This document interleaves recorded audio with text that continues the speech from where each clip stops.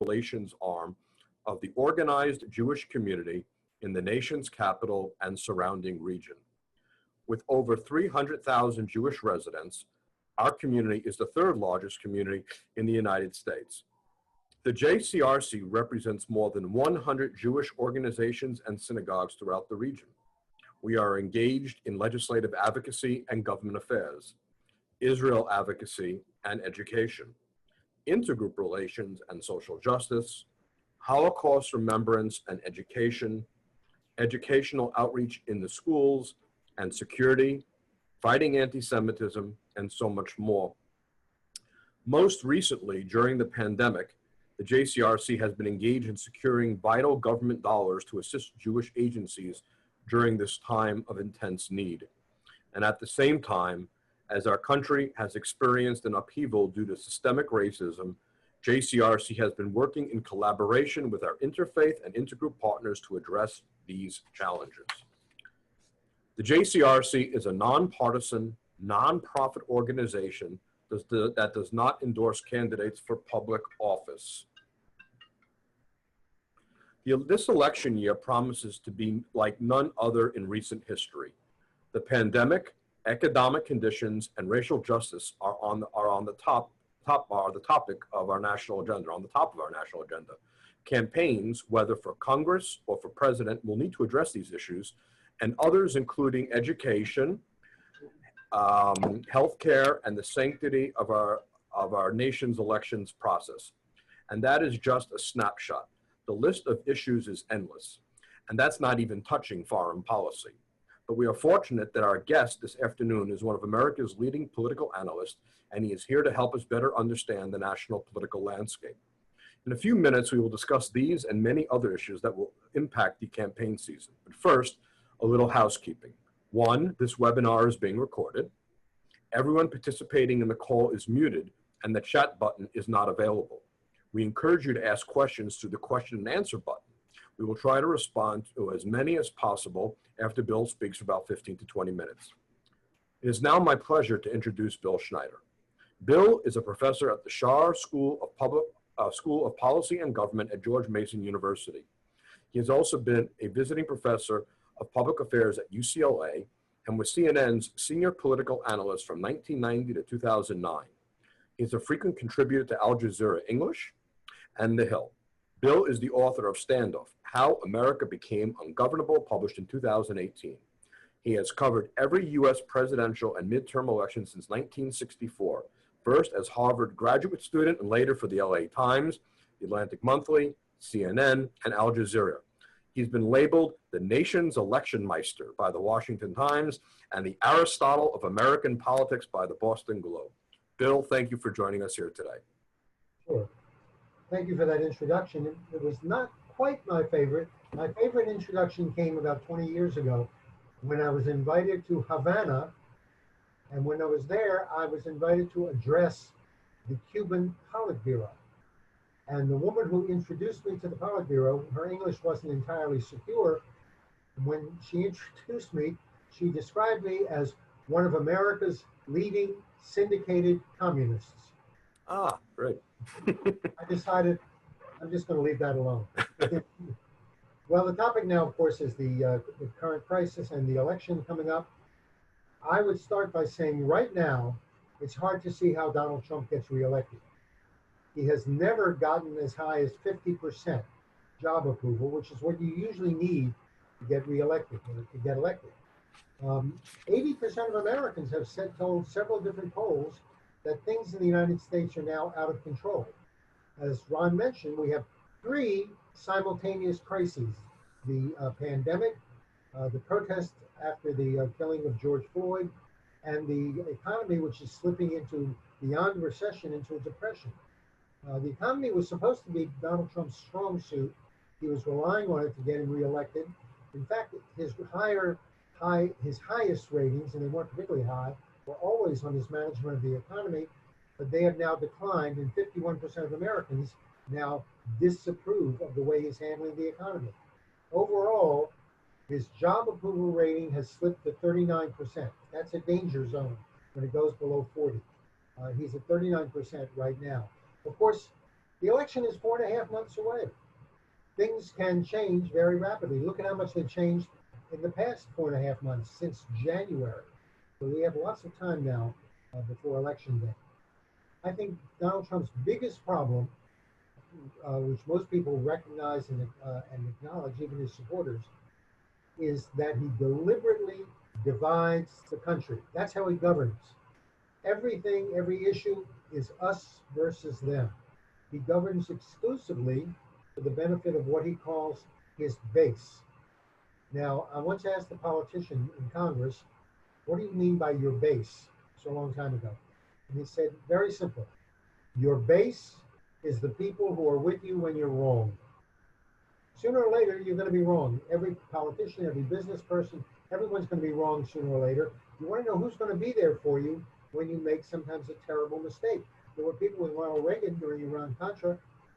There were people with Bill Clinton during the Monica Lewinsky episode. A politician needs a base. Trump has a base, and they're pretty solid for him. But the difference is he really governs exclusively for his base. He cultivates them, and he picks issues that will rally his base. He loves campaign rallies. They will rally his base and antagonize the rest of the electorate. His base is not all that big. It may be at most a third of the country. It's enough to dominate Republican primaries, but it won't dominate the electorate. Trump is confident that his base will save him, just as they did in 2016. He's using the same script to run for re-election this year as he ran on in 2016. Now, the division in the United States didn't start with Trump. It goes way back about 50 years ago, at the time of Richard Nixon. But Trump uniquely chooses to exploit that division. He saw the division as a real opportunity, and he makes it worse. I describe Trump really as more of a populist than a conservative. He really doesn't care a great deal about government spending or national debt, both of which have gotten out of control during during this administration. Trump was never, ever a favorite of the Tea Party. The Tea Party candidate in 2016, you may remember, was a man named Ted Cruz, who came in second for the Republican nomination. A lot of traditional conservatives are still refusing to support Donald Trump. George W. Bush, the most recent Republican president, Mitt Romney, who was the nominee, both did not vote for Trump in 2016, and they expressed the intention of not voting for him again in 2020. But Donald Trump is still getting 90% support from rank and file Republican voters. Why? I have a friend who is an influential figure on the religious right. And I asked him, how can you support someone like Trump, who doesn't exactly embody the virtues that the religious right is supposed to admire? He's not even religious. Although he pretended to be when he walked in front of the church the other day and held up a Bible. That was the extent of his religious observance. Well, my friend answered very quickly. He said, I support Donald Trump, we support Donald Trump for one reason. He delivers. So I asked, what does he deliver? And the answer was, he delivers the thing that we have been praying for 50 years, the Supreme Court of the United States. Now, the decision this very week on gay rights goes to show that the presumed 5-4 conservative majority on the Supreme Court is unreliable. John Roberts and Trump's own first appointee, Neil Gorsuch, voted with the liberals to expand the gay rights movement to include transsexuals. It was a big surprise. Mitch McConnell has said, I know this privately, if Ruth Ginsburg retires this year and Trump gets another appointee, he will guarantee that whoever Trump appoints will be confirmed very quickly, maybe within a week, by the Republican Senate, while there still is a Republican Senate. Now, if Biden is elected, I think his first Supreme Court appointment will be a Jewish appointee, Merrick Garland. He'll probably reappoint the man that Obama tried to appoint. It would be the fourth Jewish justice after Ginsburg and Kagan and Breyer, although he is under pressure to pledge that he'll appoint a black woman to the court, especially if his vice president is not a black woman. Vice president is the big question on the agenda at the moment. Joe Biden says he's going to choose a running mate by the end of July. I always tell my students, take out a sheet of paper. You can do this if you want. Take out a sheet of paper, number from 1 to 10. And I'm going to give you the 10 reasons to choose a vice president. Reason number 1, pick someone who will help you win. The other 9 reasons don't matter. There are a lot of other reasons, but you can forget them. There's only one reason to pick a vice president. Pick someone who's going to help you win. Now, keep in mind, Americans do not usually vote for vice president. I can prove that with 2 words: Dan Quayle. He was elected, but no one ever thought he was qualified to be either president or vice president. A poor choice can hurt you. I think Sarah Palin did hurt John McCain in 2008. But the last time you can prove that a vice presidential selection really made a difference in the election was way back in 1960 when Kennedy put Lyndon Johnson on the ticket. Kennedy would never have won Texas or the election without Lyndon Johnson on the ticket. Bill, could you say that maybe perhaps having Clinton and Al Gore together as 2 Southern white men running for the president, the vice presidency, helped consolidate Southern Democrats in a way that never be had? Do you think Gore's selection made an impact there to help Bill Clinton? Southern Democrats, well, there weren't many. There are some Southern Democrats, but Clinton didn't carry many Southern states. I can't remember, he might have carried 1 or 2. It didn't really mean very much. Another Massachusetts Democrat after JFK tried the same trick in 1988 when Michael Dukakis put a Texan, Lloyd Bentsen, on the ticket. Didn't mean a thing. This time may be different, of course, in the vice presidential selection, and everyone takes note of this because Biden is going to be 78 years old when he takes office next January, as I think he probably will. He has said many times that whoever he picks has to be fully prepared to take office and who has the right experience to do the job, as Joe Biden does. The top-ranked candidate in Washington, where I am here right now, I can point out to you, is Kamala Harris from California. She's an African-American woman. She's also Indian-American. Her mother was Indian. I can tell you a funny story. In 2016, when she was elected by California voters to the Senate, I was on the radio with a panel of people in Los Angeles, and I made the observation, that she would be someone else did. She would be the first Indian American in the United States Senate. And someone else on the panel said, no, that's not quite right. What I was thinking of was that we once had an Indian named Ben Nighthorse Campbell from Colorado, who started out as a Democrat, became a Republican.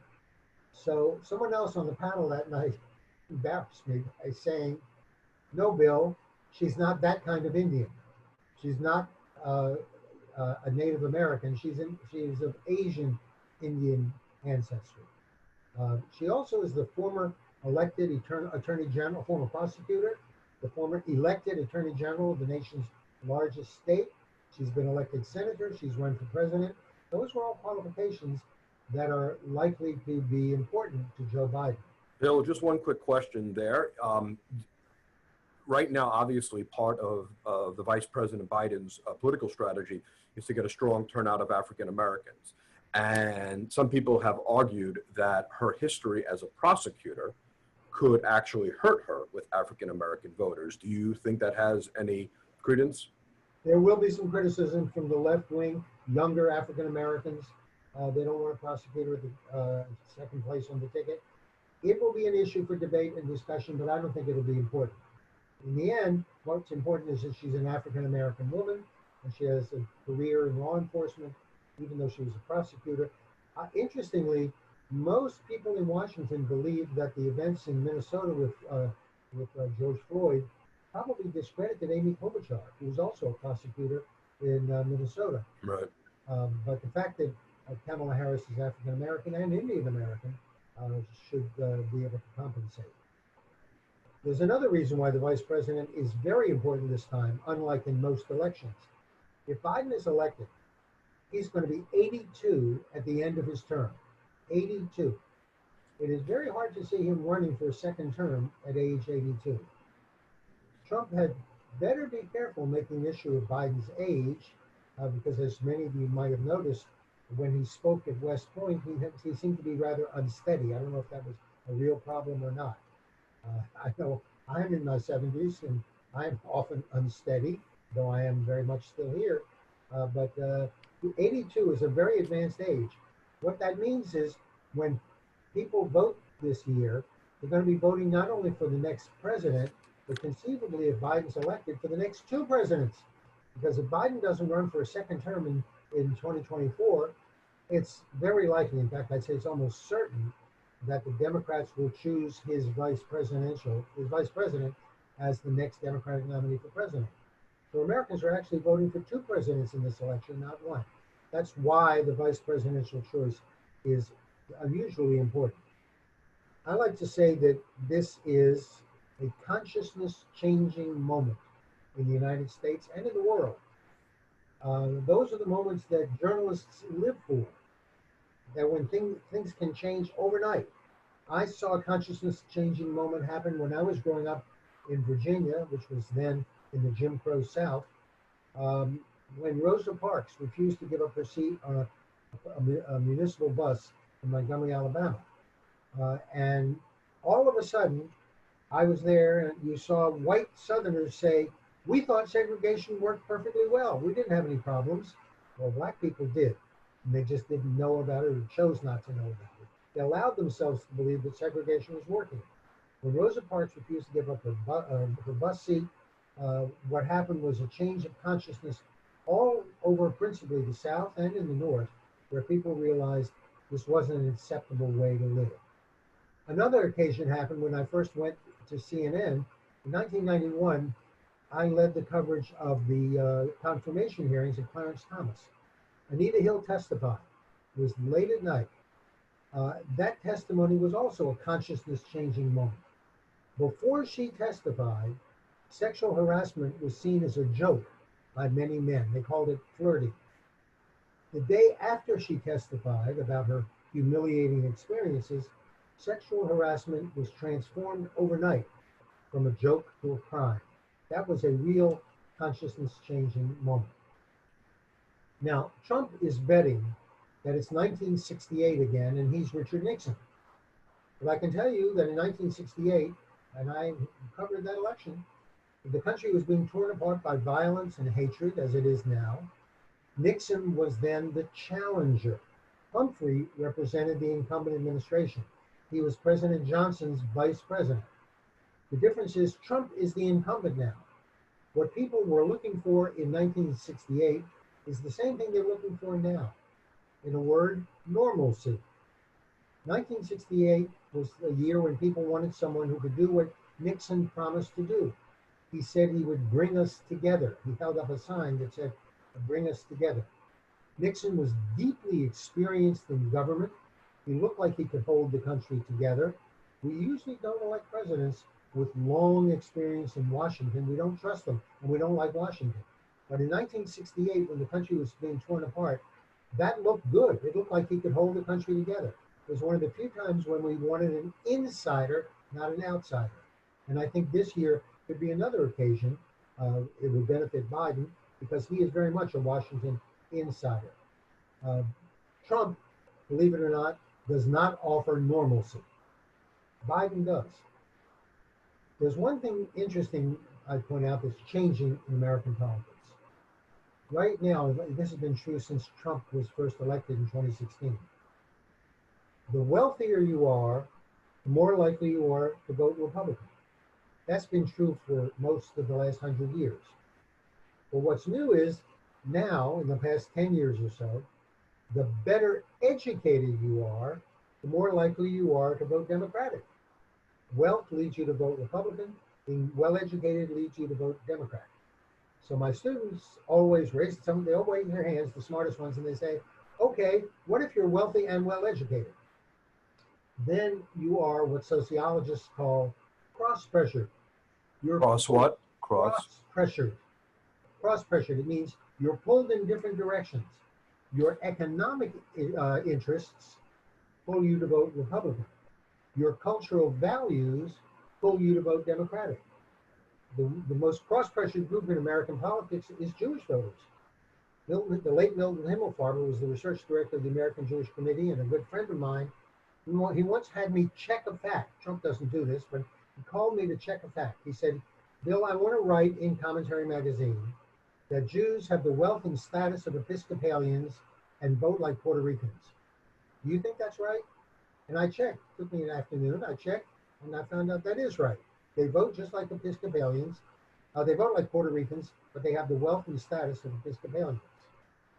Now, Democrats today include a lot of very well-educated people like the Clintons and Obama. Democrats often fall into a very serious trap. It dooms them from one election to the next.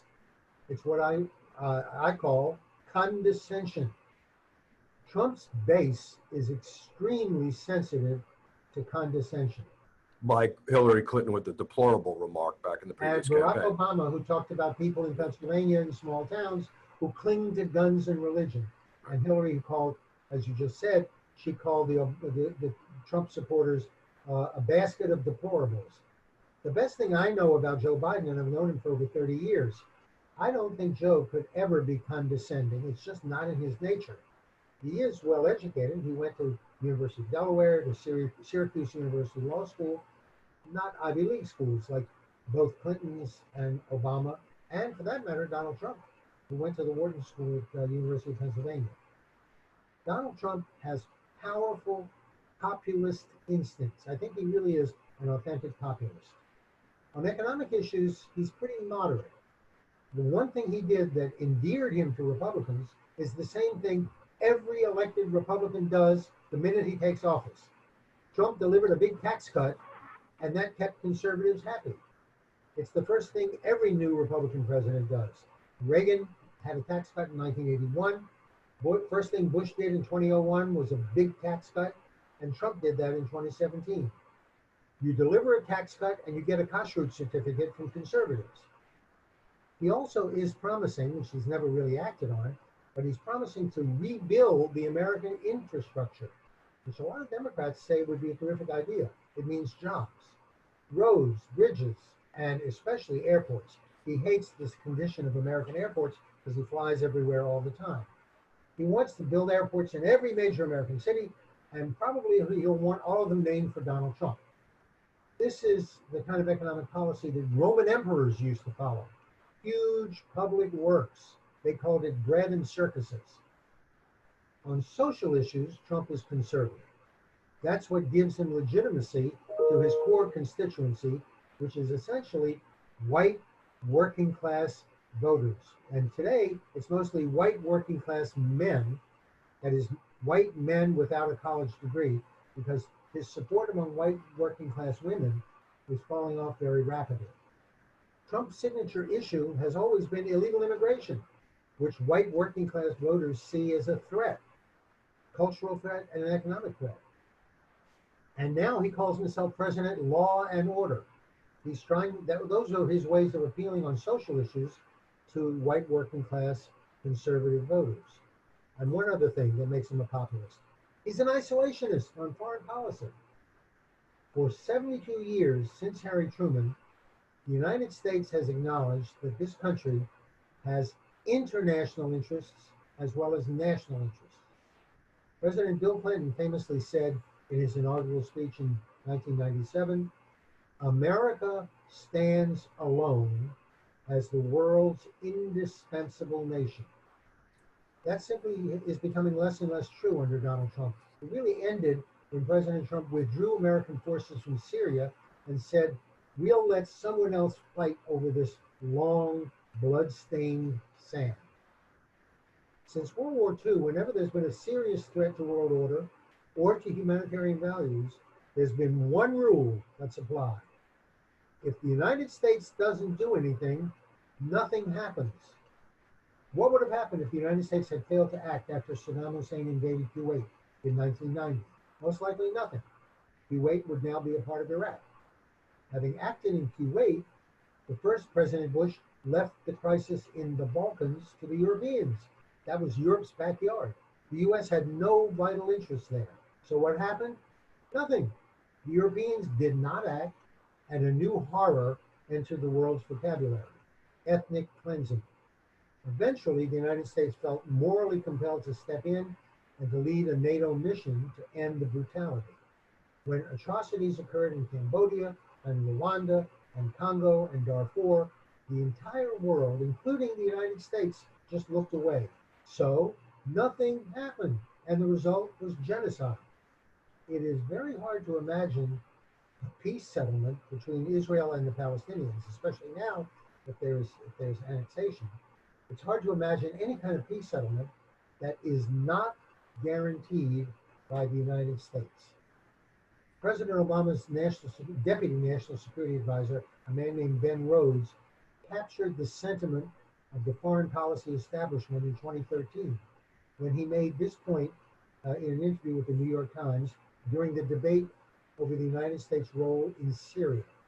Ben Rhodes said, quote, "One thing for Congress to consider is the message that this debate sends about U.S. leadership around the world. That the U.S. for decades, since Harry Truman, has played the role of undergirding the global security architecture and enforcing international norms. We do not," this was the Obama administration, "we do not want to send a message that the United States is getting out of that business in any way." End quote. The problem is that's exactly the message that many Americans want to send. We don't want to sacrifice and spend money. We're not there to save the world.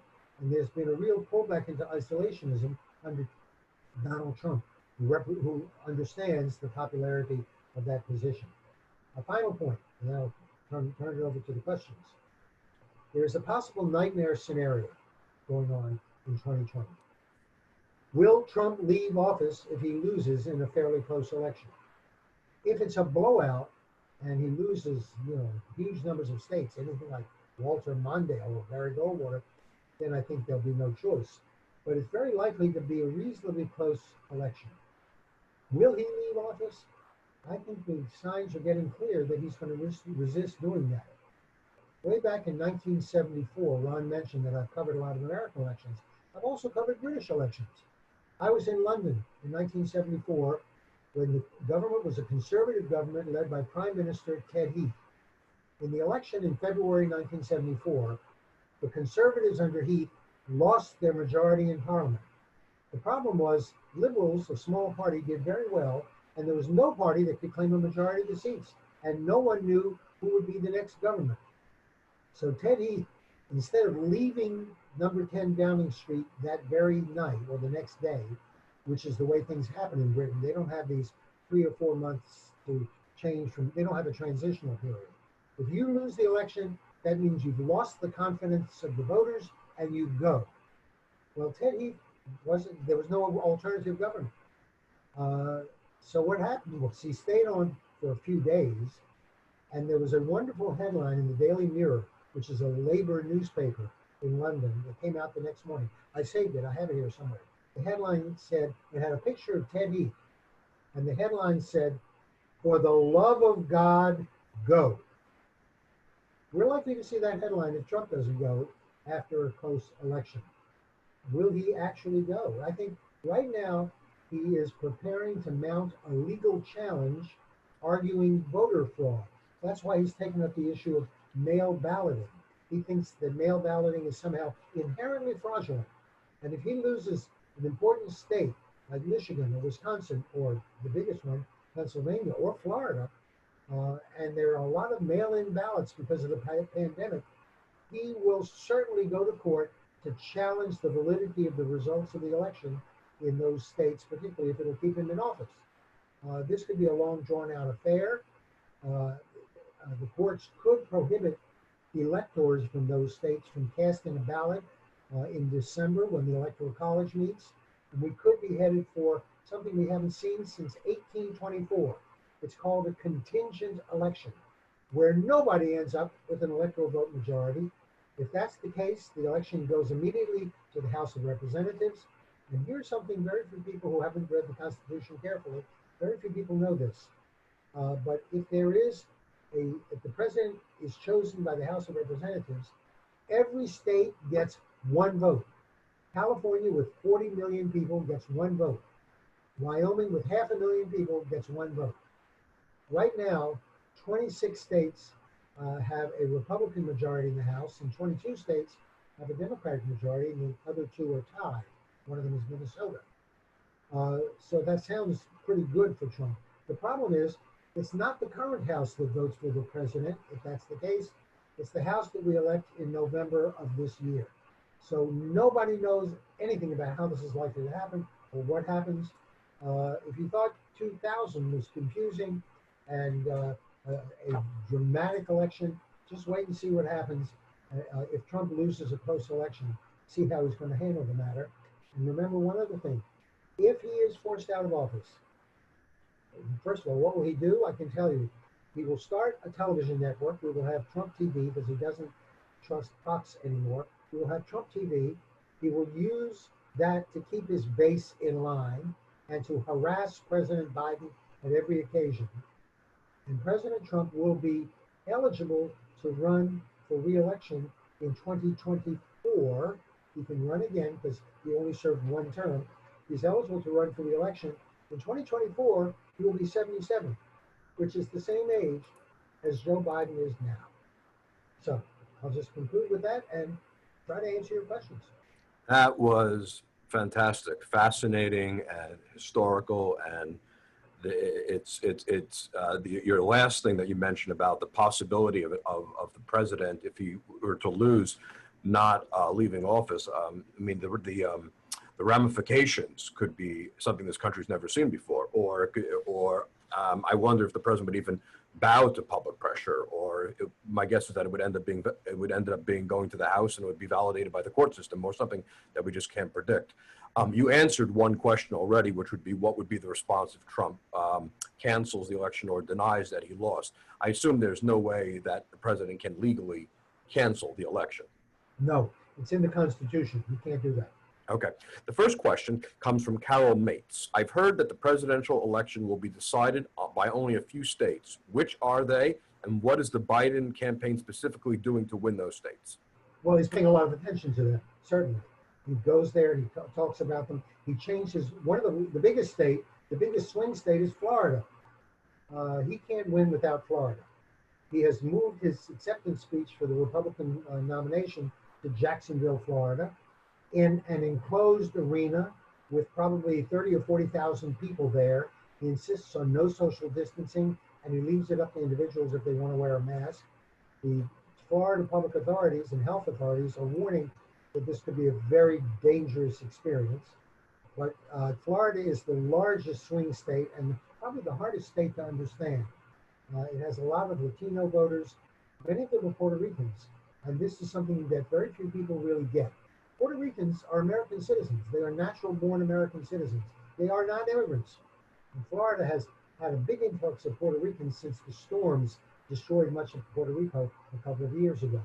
When Rudy Giuliani campaigned, he thought Florida was in his pocket. He ran in the Republican primary. He thought Florida would easily provide him the nomination, and he discovered something interesting. In Florida, they have closed primaries. To vote in the Republican primary, you have to be a registered Republican. Many states don't have that anymore. But you have to be a registered Republican in Florida. He said correctly that a lot of New Yorkers live in Florida. People came from New York. That is very true. But they're all Democrats. They don't vote in Republican primaries. So he got completely lambasted in the Republican primary, and that was the end of his presidential career. And now, of course, he's joined forces with President Trump. So I'm not sure what your question was anymore, but swing states. The other big swing state is Ohio, which is looking more and more Republican. It's one of the major states where President Trump continues to have a very narrow edge over Joe Biden. Arizona is looking more and more like a battleground state. You know, the campaign only takes place in those battleground states. If you live in California, you're never going to see a candidate come there to give a speech. They come there to raise money. But no one doubts that California will vote Democratic. Hillary Clinton carried California by more than 4 million votes in the last election. It's not an issue. The campaign occurs in battleground states, which are sometimes very small. New Hampshire, Iowa, those are battleground states.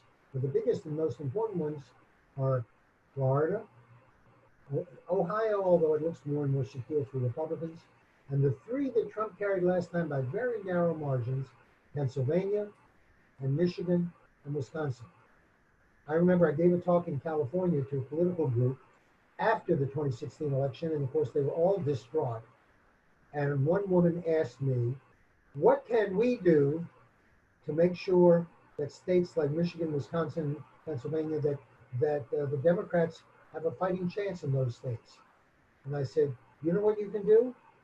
You live in Beverly Hills, you can move to Michigan. Well, they dismissed that very quickly. Right. If they were to move to Michigan, that would make a difference. Other than that, it's hard to say. The next question comes from Robert Weinberger. Is the role played by Jewish activists, voters, contributors, and campaign workers likely to be different in the 2020 campaign that has been in the past? I don't think it'll be substantially different. Jewish voters, as I said, they're the most cross-pressured voters in the electorate. I remember Bibi Netanyahu once asked me, you know, don't Jews recognize that Republicans are better for Israel? Don't they understand that? Why do they vote Democratic all the time? And I said, it's because of their values. The Democratic Party reflects their values, and their values are strongly liberal. Jews are the most well-educated constituency in the electorate. And as I said earlier, the better educated you are, the more likely you are to be a Democrat. And that's, by the way, one reason why Trump has been bleeding a lot of suburban voters. They're well-educated voters, and they just don't like what they see in Trump's Republican Party. Now, what was your question again?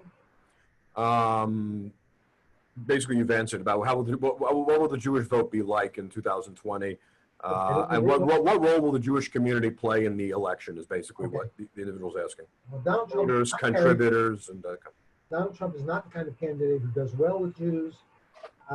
There's an argument about whether he has a hidden anti-Semitism. He's made a couple of remarks along those lines.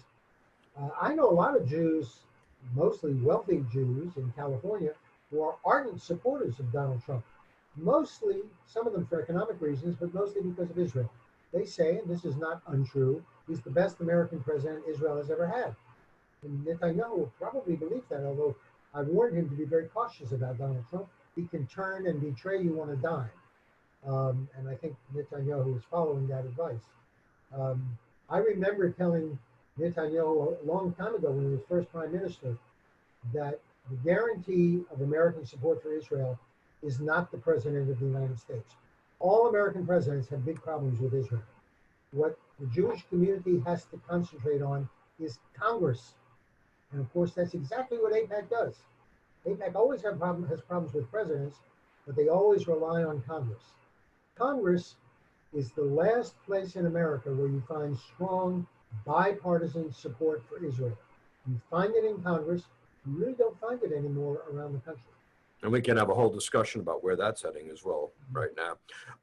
We have one from Robert Lieber, which I'm wondering if that's Professor Robert Lieber at Georgetown, but I can't be sure. Friend, that is. If it is, what are the competing pulls between sympathy for the protest and alarm at the looting lawlessness in terms of likely political effects? The polls have been very surprising. Americans, I don't have them in front of me, I should have brought them. Americans are very sympathetic with the protesters. It's not 1968. Everyone thought there'd be a law and order backlash. There's a little bit of that, mostly among the Trump constituency. But Americans are very strongly supportive of the protesters. They don't support the looters and the people who perpetrate acts of violence, but they do say that their anger is justified. Americans were horrified to see what happened in Minneapolis. They're horrified now almost every day to find out and to see what happens when police confront African Americans in the streets. It goes back to Trayvon Martin. It goes back to Michael, what's his name, in Ferguson, Missouri. The video evidence has become very compelling in all these cases. And I believe that's made a difference. Smartphones have made a difference. Americans are very sympathetic to this and very supportive of the protests. It's something we didn't see in 1968. In 1968, most of the protests and the violence were undertaken by African Americans. This year, the protest crowds are predominantly, they're probably about 50 or 60% white. We just didn't see that in the 60s. So the law and order platform that Richard Nixon worked may not work for Donald Trump if he were to use that this That's time, right. is what you're saying. He Okay. already said, I'm President of Law and Order. No, it won't work for Donald Trump. It may work with his base. That's the way they see him. But for most Americans, they are very sympathetic with the protest because they understand, and in fact, they see the problem. Right. Here's a sort of a follow-up question to Robert Lieber's question. Cyril Marx asks, will the rush to defund and restrict the activities of police departments nationally hurt Democratic candidates who almost uniformly support these actions? So you have to, the beginning of the question I couldn't hear. Will the rush to defund and restrict the activities of police departments hurt Democrats? There is a possibility that it does. Most people do not favor defunding police departments, as they're trying to do in Minnesota. That could be a real problem. And most Democrats, including Joe Biden, are resisting the notion of defunding police departments. What they're talking about is reforming police departments. And now Donald Trump is talking about that. His latest piece of legislation that he's submitting to Congress today is talking about improving police training and making the police more answerable for misdeeds. Those kinds of reforms are very much in order. But the notion, out of sheer malice, of defunding the police, I don't think that's going to go anywhere in Congress, even if the Democrats control both houses of Congress. We have another question here from Aste Matthias. I hope I'm pronouncing your name. As a moderate, progressive, liberal Republican who has never voted for a Republican candidate since I crossed the aisle to vote for LBJ, is there ever a return to the Rockefeller-Javits inclusive Republican Party? No. What'd you say? The answer to your question is no. Oh, okay. Okay. That battle has been fought since Barry Goldwater in 1964. Goldwater lost the election, but he took over the party. And let me tell you something interesting about what the Republican Party has become. In 1968, Mississippi was Richard Nixon's worst state. He got 13% of the vote. George Wallace got 64% of the vote. In 1972, Mississippi was Richard Nixon's best state. He got 78% of the vote. What did Nixon do? He added together, with his Southern strategy, he added together the small Republican vote in the South and the large George Wallace vote, and that added up to the new Republican Party. It includes a lot of Wallace voters, and we're seeing them come more and more to the fore. The Republican Party finally is beginning to openly express some of the views that George Wallace expressed 50 years ago. This is a really big change. Liberal Republicans, I once interviewed one in New York State, and he said, we're going the way of the dodo bird. They don't have any constituency anymore. The last real serious liberal Republican ran in 1980. His name was John Anderson. He got 6.5% of the vote, mostly at the expense of Jimmy Carter. But I fear there's no significant future for liberal Republicans. And I can tell you that I've met with them. I've talked to them. I went to Greenwich Village, which is their nesting ground. Not Greenwich Village, Greenwich, Connecticut, one of the wealthiest places in America, where I spoke with Lowell Weicker at the Greenwich Country Club. And he was in despair over the future of moderate or liberal Republicanism. And in fact, he himself dropped out of the Republican Party, and he ran as an independent when he ran for governor and won governor of Connecticut. So I guess the inverse of that question is, what about conservative Democrats? Is there a home for conservative Democrats? Not anymore. The same thing. The last conservative Democrat was Zell Miller. You may remember that in 1992, Zell Miller nominated Jimmy Carter for president and lambasted the Republicans. In 2000, Zell Miller spoke for George W. Bush and used his speech. It was a rip-roaring, fiery speech denouncing what the Democratic Party had become. He was a keynote speaker nominating Clinton in 1992, and by the 2000 election, he had completely become a Republican. Those voters, a lot of them were Southern white voters, but there were also a constituency that I described to my students, the constituency outside the South.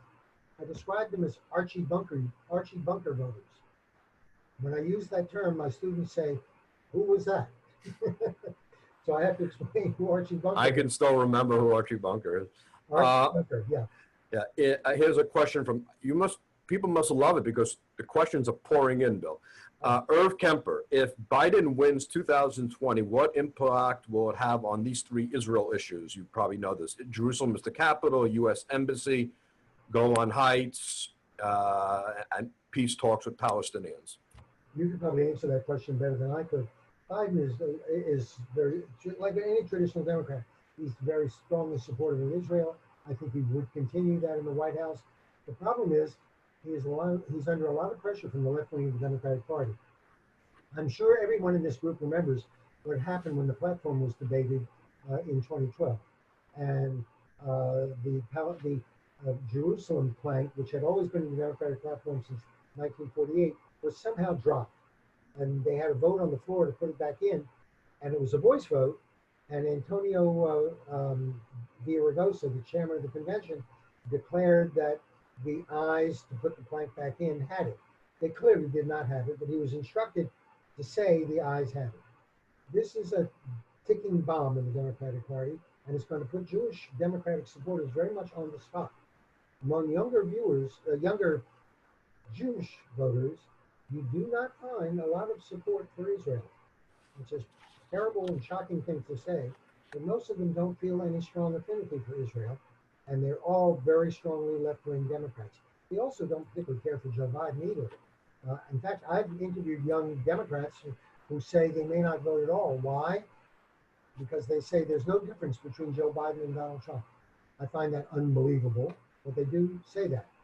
Let me make one point that I neglected to make earlier. How did Trump get elected? I found that out just before the 2016 election. I was in Arizona. I was interviewing a lot of Democratic voters in the week before the 2016 election. Arizona was a swing state. I asked the Democrats there in focus groups, how do you intend to vote? And they said, we're not sure we're even going to vote at all. I said, why not? And they said, well, we would never vote for Donald Trump, but we don't trust Hillary Clinton. We don't like her. And then they said something interesting. They said, we just heard on the news that there's an 85% chance that Hillary Clinton is going to win. That was the New York Times. You can look it up. It's still on the web. Headline, the day before the election, 85% chance Clinton wins. And the people in the focus groups, the Democrats in the focus group said, you know what? I should vote for Hillary Clinton, but she doesn't need my vote. She doesn't need my vote. So they voted for Jill Stein or they stayed home. My view is they're not going to make that mistake again. Bill, this comes from somebody. Now we're entering into the question and answer box. I'm trying to cull some of the questions that are not on topics that you have touched. Bill, is there anything realistically that Trump can do before the election to change voters' negative view of him, or those opinions just permanent? Well, the simple answer is become a different person, but he's not going to do that. We know that nobody can become a different person. He will try to make gestures in the direction of moderation. He already did that he started that by proposing a police reform bill.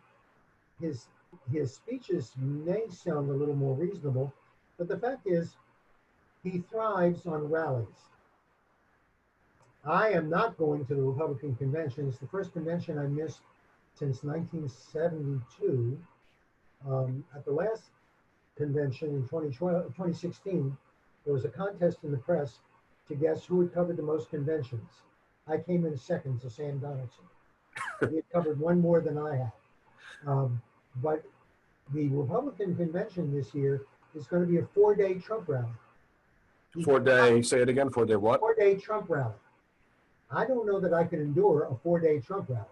Well, let me ask you something. If the Republicans present this case of an open rally, strongly supporting the incumbent, and the Democrats do their campaign virtually or in some much smaller, less festive fashion, can't Trump juxtapose that and use that to his advantage as showing that the Democrats are not ready to lead America if they're not even going to come out for their own convention? I mean, is that symbolism? I mean, it seems to be that symbolism could also play a role in changing minds from people who are tinkering with where they want to vote.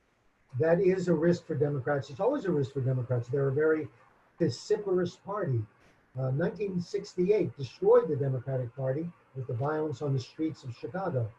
I don't think anything like that is going to happen again.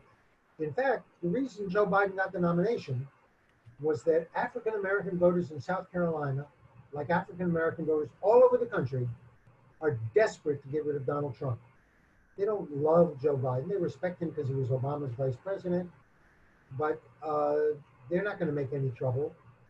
There are some on the left, Sanders people, Bernie bros as they're called, who may object. They objected last time when Hillary Clinton was nominated, but they didn't about 15% of Sanders supporters vote for Trump in protest over no. over there was a backlash. So didn't a certain percentage of Bernie Sanders voters vote for Trump protesting Hillary Clinton's nomination? Some did, but not anywhere close to 50%. No, I said 15. 15. Oh, 15. That still sounds a little high to me. I'd say it's probably less than 10. Okay. So are you... To do that, you have to believe it doesn't make any difference whether Trump or Biden wins the election. I don't know many people, even Bernie Sanders supporters, who believe that. Right. So do you think this comes from Jerry Epner? Do you believe Biden is, you sort of touched on this, do you believe Biden is the best candidate the Democrats could have nominated, consider his gaffes, and do you think he can keep up the pace? Those, whether he can give the pace, his age, those things I really can't answer. Sometimes he looks a little bit alarming. Sometimes his language is a bit disconnected, but let me tell you, I knew Joe Biden in the 1980s.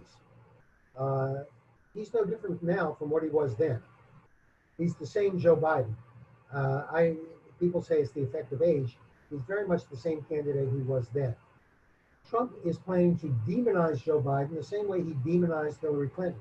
His way of campaigning is to rally his base and solidify it, and at the same time demonize his opponent. But Bill, how do you win if you're? How does Trump win if you're sitting in Trump's campaign headquarters and you know that he's got about a third of the American population is fiercely devoted? You've got 90% of Republicans who are fiercely devoted to him. Where do these additional votes come from? Does it come out from a greater white turnout? I mean, what if you're sitting in Trump's headquarters right now, you're the campaign manager, and you're saying to yourself, I've got coronavirus, I've got an economy that's down, we had protests in the street across America. What is your campaign strategy if you're beyond growing your base? And is there enough potential base to grow to win the election? Your campaign strategy is to demonize Joe Biden, to warn people that if he's elected, he's going to raise your taxes. He's going to impose all kinds of terrible government regulations. For Republicans, of course, he can say he'll take us back to the days of Barack Obama. And I just looked at the polls. Barack Obama is one of the most popular, he's a more popular ex-president than Bill Clinton and Jimmy Carter were, and George Bush. So I'm not sure that will work. But what he intends to do is exactly what he did to Hillary Clinton, demonize his opponent. That's part of his standard weapon. Here's a question that actually is the first time we're focusing. What are the chances of the Republicans holding the Senate, and what are the odds of the Democrats holding the House? Odds of the Democrats holding the House are very strong. I think it's very unlikely Democrats would lose the House. Incumbents have a tremendous advantage, and this looks like it's going to be a pretty good, maybe even a very good Democratic year. The Senate is a bigger problem because, of course, only 1/3 of the Senate is up. The Republicans are defending some very difficult seats in Maine, Susan Collins, in Colorado, Cory Gardner, because Colorado has become a more and more Democratic state because of the presence of a lot of Latino voters in Colorado and a lot of young, well-educated white voters who are moving to Denver, where there's a lot of high-tech industry. Denver is becoming a little bit like San Francisco. So, you know, Cory Gardner, I think, is facing some problems. Martha McSally in Arizona, I think she's probably gone. And even though Arizona used to be a real base Republican state, I think it's likely to go to Mark Kelly, who you may know, he's the Democrat. He's the husband of Gabby Giffords, the woman who was wounded in the supermarket attack a number of years ago by a shooter in Arizona. I'd say the most vulnerable states are those: Maine, Arizona, What else did I say? Well, uh, Maine, Arizona, Colorado. There's one other, and it just slipped my mind at the moment. But there's one state that the Republicans are going to take back, and that's Alabama. That's Doug Jones' seat. He won it. I remember when he won that, Democrats were asking me, does this mean Democrats can win seats in the Deep South? And I said, my conclusion would be that Democrats can win seats in the Deep South if Republicans nominate child molesters. Okay? Got Well, it. this time his opponent could be Jeff Sessions.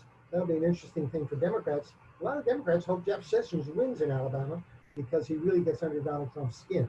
Right. But that seat is very likely to go back to the Republicans.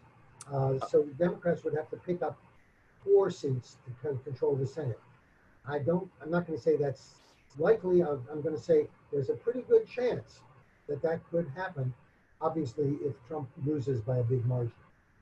A question about down ballots. What is the influence of how will Biden and Trump impact what is their impact on the races further down the ticket? There's normally, in a presidential year, the presidential vote has a very powerful impact on voting all the way down the ballot. I remember, I can tell you a little story. I had a good friend who passed away. I had a good friend who was a Democratic organizer in, of all places, Sioux City, Iowa. And he was there, he was a teenager in 1964. He tells the story that he was managing the Democratic campaign in Iowa. And a guy came to him and said he was running for the state assembly, the state legislature. And he was a Democrat. So he asked my friend, can you give me $100 to rent a truck so that I can go around the city and campaign? And my friend said, I would love to help you, but I don't have an extra $100. We're completely depleted. Sioux City and Iowa were then extremely Republican. So the guy said, okay, I'll try to raise the money on my own. He eventually raised the money. The candidate raised the money, bought the truck, went all over Iowa campaigning, all over the district, campaigning for the assembly seat. And in the end, he won. And he won, and not only did he win, but Democrats, Iowa voted for Lyndon Johnson in 1964. Hughes, the Democrat, got elected governor. They elected Democratic senator. All the races went to the Democrats, including this man's race for the state assembly. A few days after the election, he went back to see my friend, and he said, you see, the truck worked. What would my friend said, if only Adlai Stevenson had known about the truck. Clearly, Trump does have a strong following among many Jewish Republicans, and often cited his support for his fiscal policy and his support for Israel. Yes. Do you see that changing or altering in any way in the current election coming up? Trump is a very changeable fellow, as we know. He can turn on you in an instant. Look at Jeff Sessions.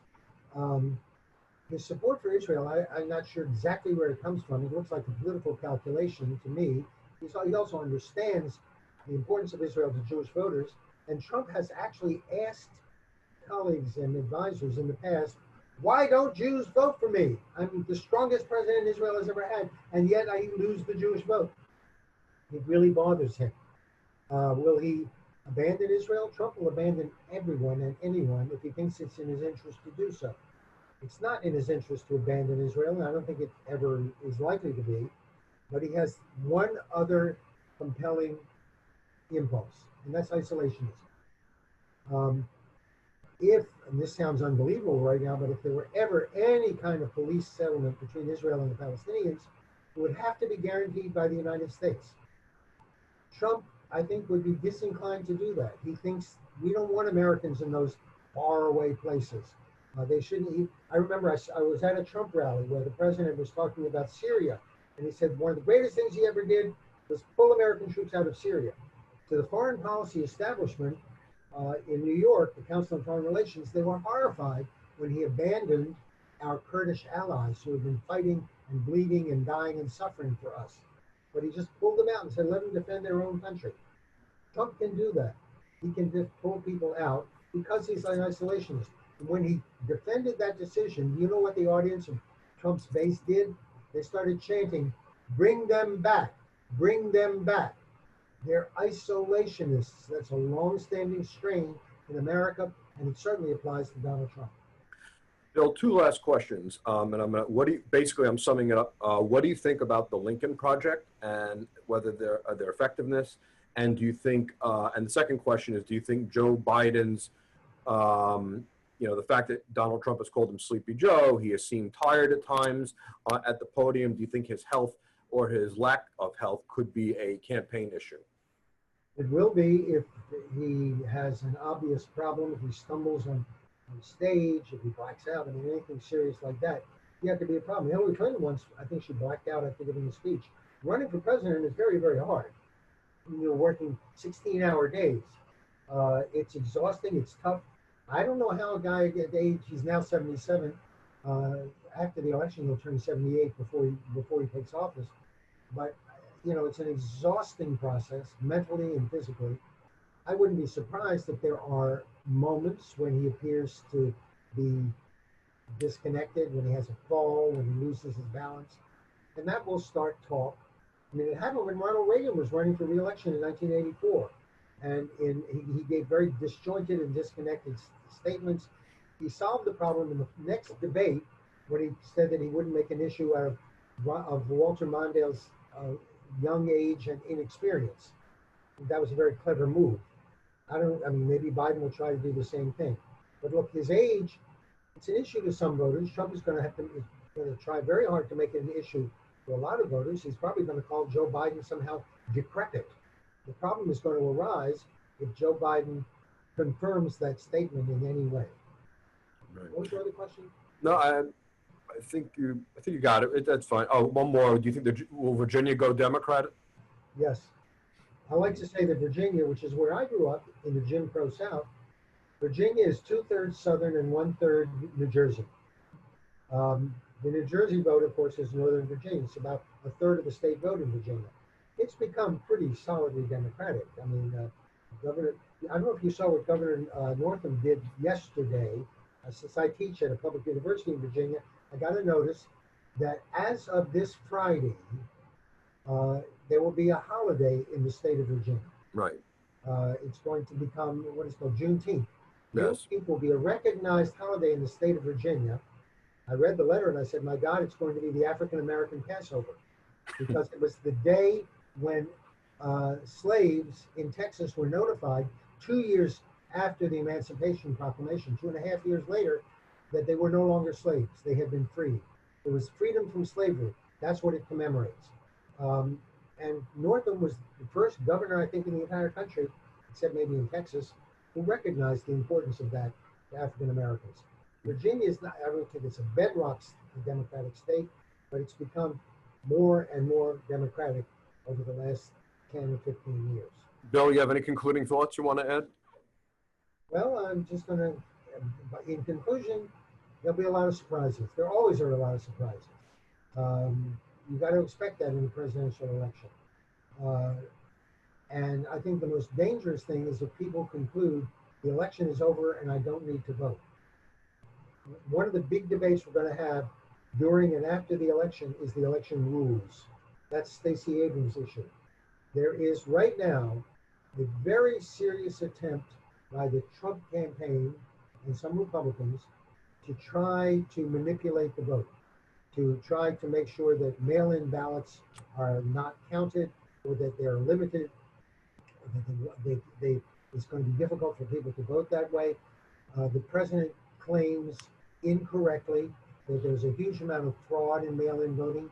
I don't know if people here know this, but there are at least 2 states that I know of, Oregon and Colorado, where there are no polling places. All votes are cast by mail-in ballots. Now that actually worries me a little bit, but not for the same reason it worries Trump. It's not fraud. It's the fact that with mail-in ballots, there's no such thing as a secret ballot. There's nothing to prevent a husband or a wife or a father from telling their partner or their children, I want to see your ballot before you mail it in, and you better vote the way I want you to vote. There's no guarantee of a secret ballot. And what we've seen happen many times with mail-in ballots in California is the ballots start coming in a few weeks before the election, and then something happens a few days before the election. And the election authorities start getting urgent phone calls saying, I want my ballot back. Can I get my ballot back? The answer is always no, you can't.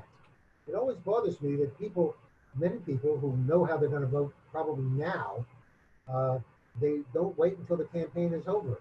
Well, if you can mail in your ballot, it is over for you and you can't change it. Right.